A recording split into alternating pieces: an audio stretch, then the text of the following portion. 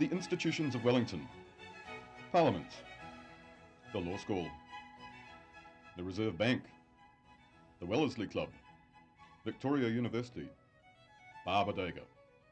What?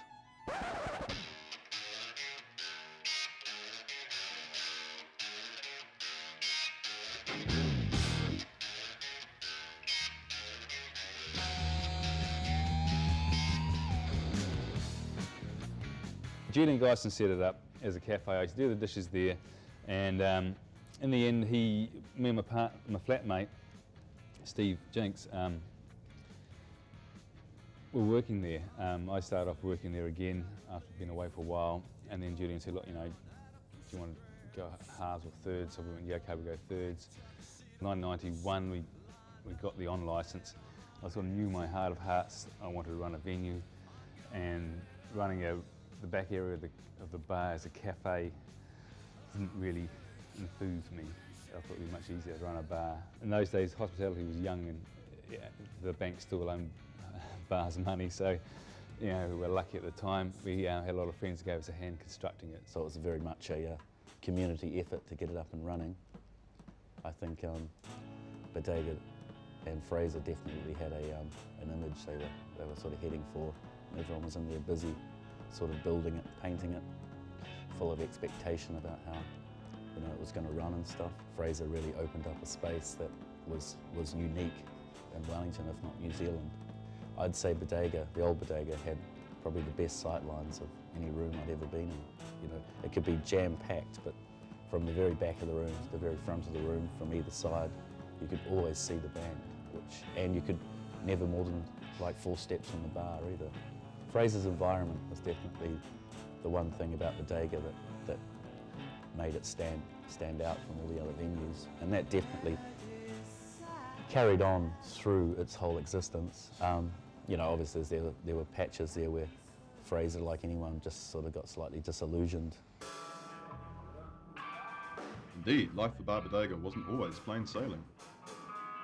The noise problem was always an ongoing battle. When we first opened, we had nothing but Nova-Light roofs on the back of the bar.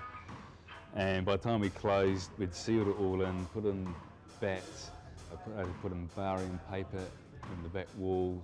I'd blocked virtually every cavity I could. Put carpet in the roof, but there's only so much you can do to a wooden building to stop sound from getting out. So of course, when you have a loud rock band, it's going to make noise. So it came to be a natural sort of thing that we just did. We stopped music at midnight. Oh, the women's toilets, we never had enough. You can never have enough women's toilets. We had one to start with. That's all the council required. And unfortunately, women have a smaller bladder than men. So if you've got 150 people, 75 of them a woman, and they need to go to the toilet twice as often, and you've only got one toilet, it just doesn't work.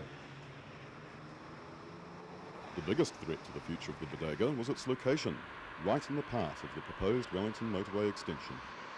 It gave a lot of opportunity for young guys like me to sort of set up businesses at low rent. But as time got on and more buildings burnt down every now and again, it sort of I came to the realisation really the longer it goes on, the actual stopping it is defeating the purpose, because it won't be saving the buildings. The buildings are rotting and getting burnt, and they need to be saved in one way or the other. And the building wasn't getting any younger, and the motorway didn't seem to be getting that much closer, but then things started to change and it looked like it was getting closer than it had ever been before. So I had the choice of whether to reinvest into the business or find another premise, which I had thought about before, and this one came up. So basically I hedged my bets and jumped now, because there was no guarantee there'd be a space that was usable if and when the motorway finally did come. And so we hit on this idea of marching the old bar top, the curved bar top, down to the new bar in some sort of ceremonial fashion, which we duly did. And it's the sort of main feature of the old bar that's still here, along with 1 or 2 other items of furniture, and also some of the regulars as well, migrated down with it. So we've kept I think it's kept the flavour of the old bar, the spirit of the old bar, just through having some of the original chattels there, both human and physical chattels. Yeah. The bar. This is the old bar.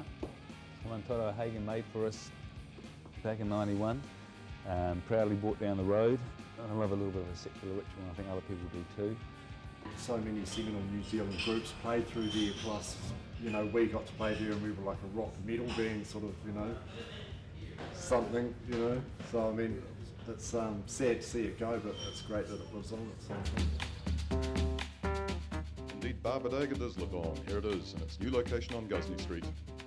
Bodega's good to play at because you can fit a good chunk of people in here and you get a good sense of like depth from the stage to the back, which is nice because some bars have like quite a closed in sort of the stage is here and then the back's there and it sort of spreads out the sides and stuff, but you've got the way that the bar's set up and the way that it sort of extends all the way back there is really nice to play because you feel like you're sort of projecting as opposed to hitting walls, you know.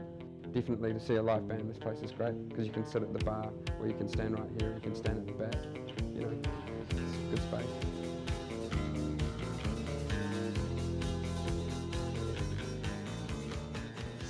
Probably did have an alternative agenda earlier on in the piece, but as time's gone by, we still have a hardcore, the original flavours that we've had to add on other styles.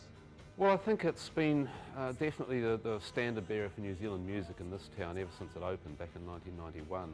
We did a list a couple of years ago of all the bands, or as many of the bands as we could find records of that had ever played here, and it was pages and pages long.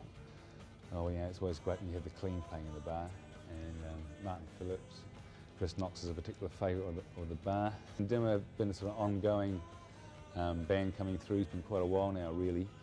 Well, the thing is that we don't know any other people in Wellington apart from Fraser, so we just always think, oh well, let's go play in Wellington because he's the only person and individual in Wellington that we actually know. We always sort of end up tending to play at his bar for some really weird reason.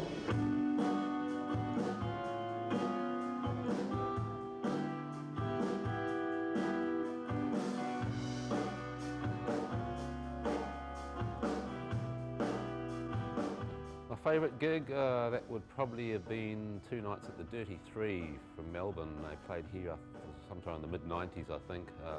Probably 2 of the most intense gigs I've ever seen in Bodega. Absolutely amazing when the violinist cut himself at one point or opened a sore that had already sort of started healed over, and there was blood all over his violin, all up his arm. It looked pretty impressive. A dishevelled bunch of guys, where the drummer had a suit on that he proudly declared he hadn't changed in 3 years or something. It seemed like it was like a grey one. It was just like stain upon stain upon stain. It just moulded into his body perfectly. You know. Silver Groove, yeah.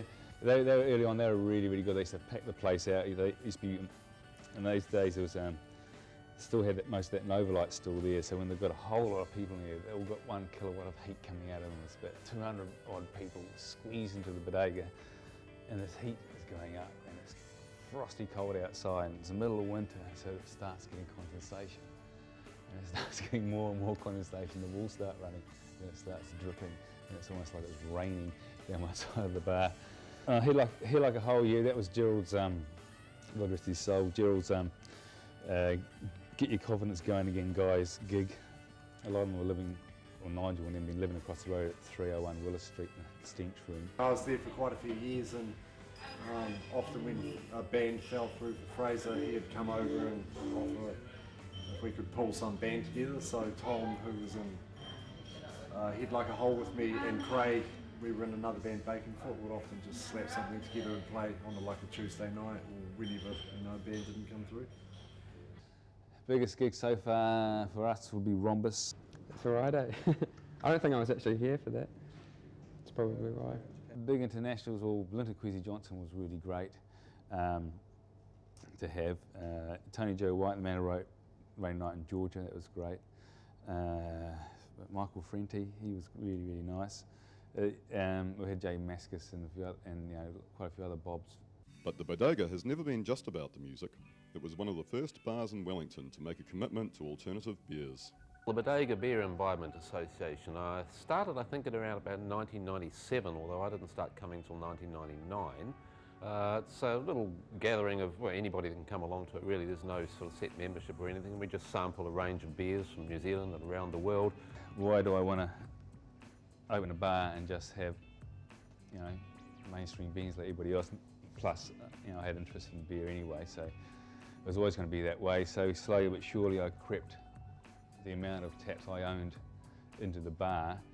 I was kind of tough on some of the beer reps and young beer reps those days, but they let me I got away with it. I'd go over to Bodega to talk to a Fraser about a gig or something, and you'd pour a Gizzy Gold and slap it in front of me. I'd be like, oh, cheers, Fraser, and then you'd go 350 things. Bodega is quite different from other venues, I think, in that, well, for a start, the management hasn't changed, really. Like, Fraser is Bodega, and well, other bands, other venues tend to pander to the scene a wee bit, like, you know, like if big musical changes or social changes, you know, like other bars will tend to, you know, sort of cater to that. But I think Bodega's pretty much stayed strong to the live music scene. Always there for the band, always there for the night, always there to make sure that you got a good vibe happening early on, and then you just leave the room to do the rest. I've been wondering, through a lonely desert.